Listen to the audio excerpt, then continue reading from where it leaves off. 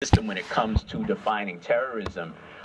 Throughout the years, black people have been criminalized, and it seems that white people, when they have guns, roam around, take over a federal building, it's okay. Really no need for concern. It seems that law enforcement doesn't really care. But I'd argue that if this group had been black or brown and Muslim, there would be a much different response, actually a violent response.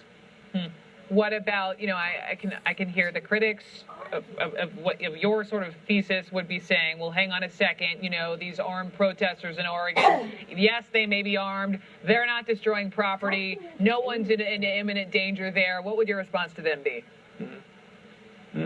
Well, it's good that they're not destroying property, but I believe that terrorism goes far beyond just destroying property. The fact is that they're heavily armed to the teeth.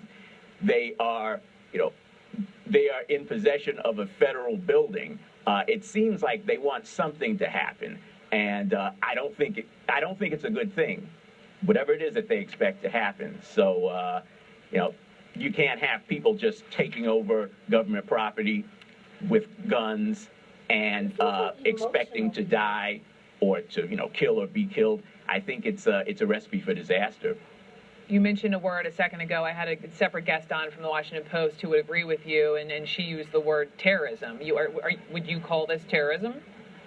I sure would. Oh, definitely. It's it's not just a matter of violence, but it's the use of force, threatening and intimidating.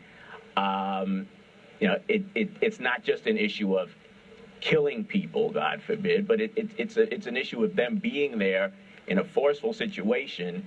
They plan to,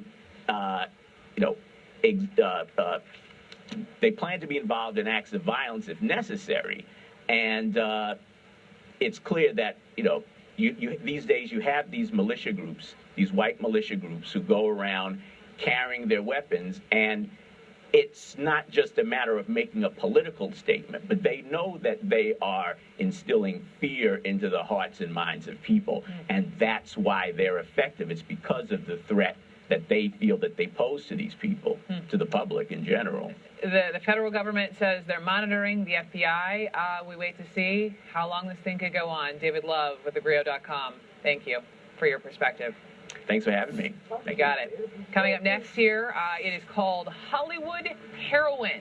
And this new strain of the drug is particularly deadly, but police aren't exactly sure why. We'll talk to Sanjay Gupta about this dangerous epidemic, Hollywood heroin.